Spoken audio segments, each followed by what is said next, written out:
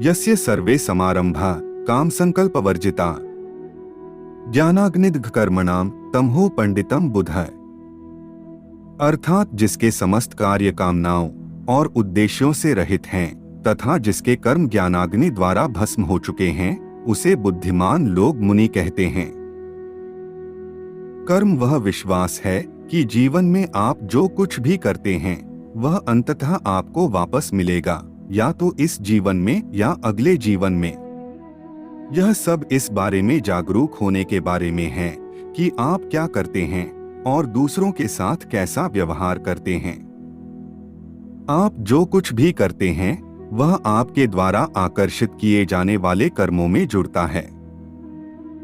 केवल हमारे वेद शास्त्रों में ही नहीं बल्कि भौतिक जीवन में भी हमें यह स्पष्ट दिखता है।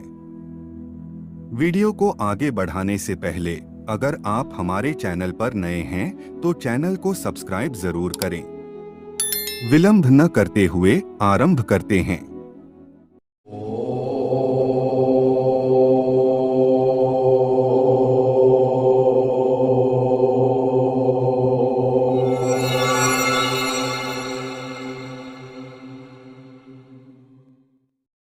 जीव स्वयं नित्य निरंतर कर्मों के जाल को रचने और अपने आप को बांधने में लगा हुआ है। मनुष्य को मुक्त होना है, बंधना नहीं है। जीव का जन्म कर्मों के अनुबंध से और कर्मों के बंधन से होता है और उसको अपना ऋण चुकाना ही पड़ता है। यह बहुत सूक्ष्म विषय है। जैसे आपने जिस परिवार में जन्म लिया है तो परिवार के लोगों से आपका ऋण है, इसलिए इस परिवार में आप आए हैं। उसको बिना चुकाए या बिना वसूल किए आप वहां से जा नहीं सकते। आपको लेना है तो वसूल करना है और देना है तो चुकाना है। यह आपके पूर्व जन्म से निश्चित हो गया है। जैसे किसी के यहाँ पुत्र हुआ, जन्म से ही पैसा खर्च शुरू हो गया, बड़ा हुआ तो उद्दंडता के द्वारा पूरे परिवार को क्लेश पर क्लेश देता चला जा रहा था, या वह शक्तिहीन और बुद्धिहीन ऐसे ही पड़ा रहता है, तो यह आपके पूर्व कर्मों का ही फल है। वह आपसे जीवन भर सेवा कराता है क्योंकि आपके ऊपर इसका ऋण है। या फिर यह भी कह सकते हैं कि एक हंसते खेलते परिवार में बहू बनकर आई स्त्री अपने गुणों से उस घर को स्वर्ग बना देती है और अपने ही अवगुणों से उसे नरक भी बना सकती है। आए दिन क्लेश करना, आते ही घर के बीच में दीवार खींचकर घर का बंटवारा कर देना, यह सब आपके पिछले जन्म का ही फल है। कर्मों से किसी को भी छुटकारा नहीं मिल सकता। अगर आप इस संसार में आए हैं तो यहाँ ऋण चुकाए बिना कोई जा नहीं सकता। किसी को तो ऋण प्राप्त करना है तो किसी को ऋण चुकाना है। यह कर्म निरंतर चलता रहता है।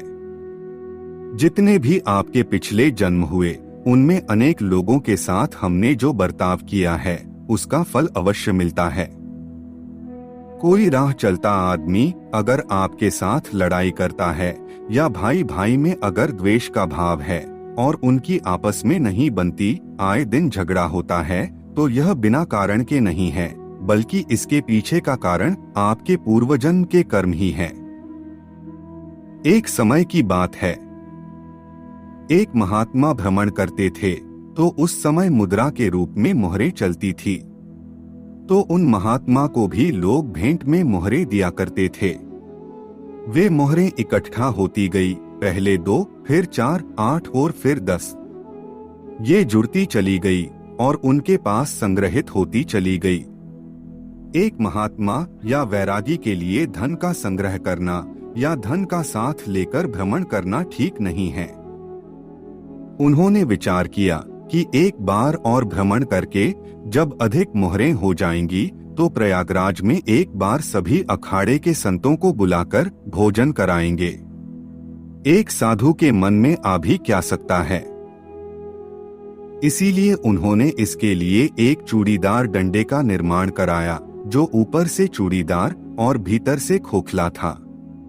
उन्हें भ्रमण के दौरान जो भी मोहरें दक्षिणा में मिलती वह उन्हें इकट्ठा करते और एक एक करके उस डंडे में डालते जाते।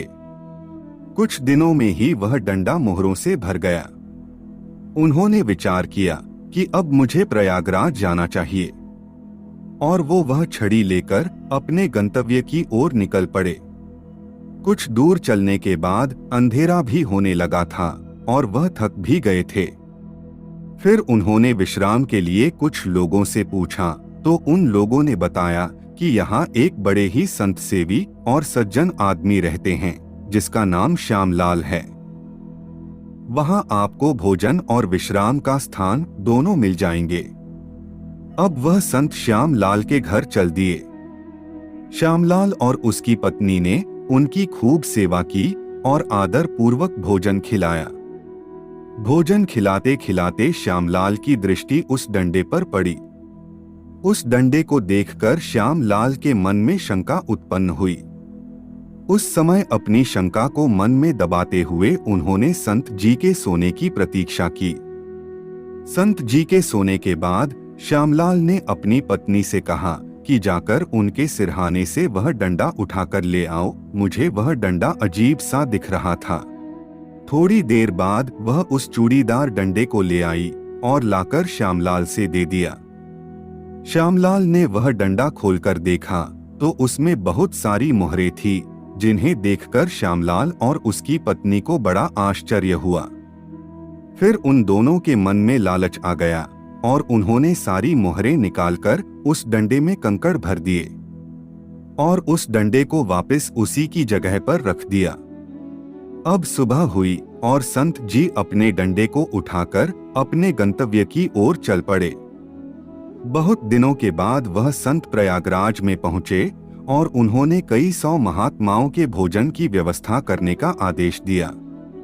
सारा सामान आ गया, भोजन की व्यवस्थाएं भी हो गई और जब प्रबंधक ने भंडारे के लिए कुछ मूल्य राशि मांगी और जो ही उन संत ने डंडे का ढक्कन निकालकर उस डंडे को उल्टा किया तो उसमें कंकड़ ही कंकड़ थे, एक भी मोहर नहीं मिली। तब उन्हें एकदम धक्का लगा कि ये सब कैसे।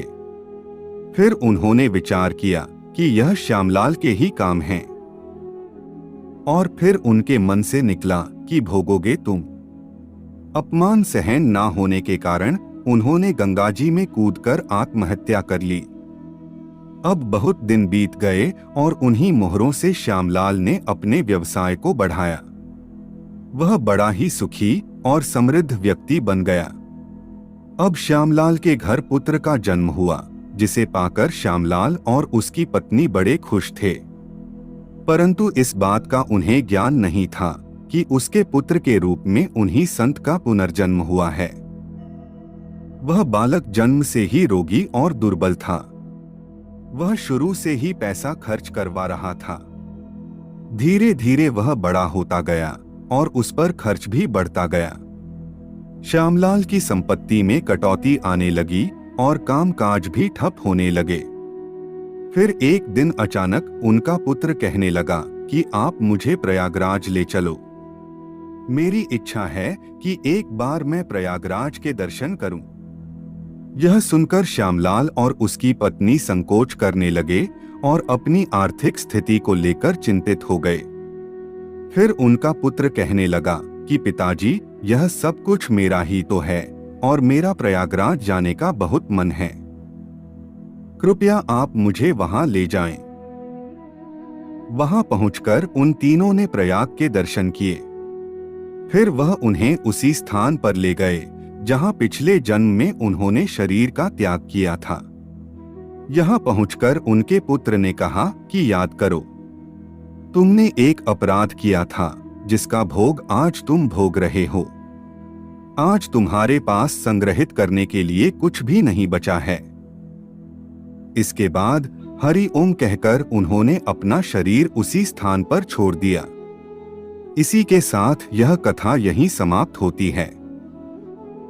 इस कथा का मूल केवल एक ही है। जो आपने बोया है वह एक दिन आपको ही काटना पड़ेगा। अर्थात जिस प्रकार श्यामलाल की एक भूल के कारण उसे हर चीज को खोना पड़ा, वैसे ही हर किसी को कभी न कभी किसी न किसी का ऋण चुकाना ही पड़ता है। किसी की हाय लेकर आप स्वतंत्र नहीं घूम सकते। क्या पता कब आपका ऋण चुकाने का समय आ जाए। हमारी आज की प्रस्तुति में इतना ही। हम आशा करते हैं कि वीडियो के माध्यम से आपको कुछ ना कुछ सीख अवश्य मिली होगी। अगर आपको यह वीडियो अच्छी लगी हो तो लाइक करें, कमेंट करें और चैनल को सब्सक्राइब अवश्य करें। मिलते हैं एक और ज्ञानवर्धक वीडियो के साथ। तब तक के लिए जय जय श्री राम।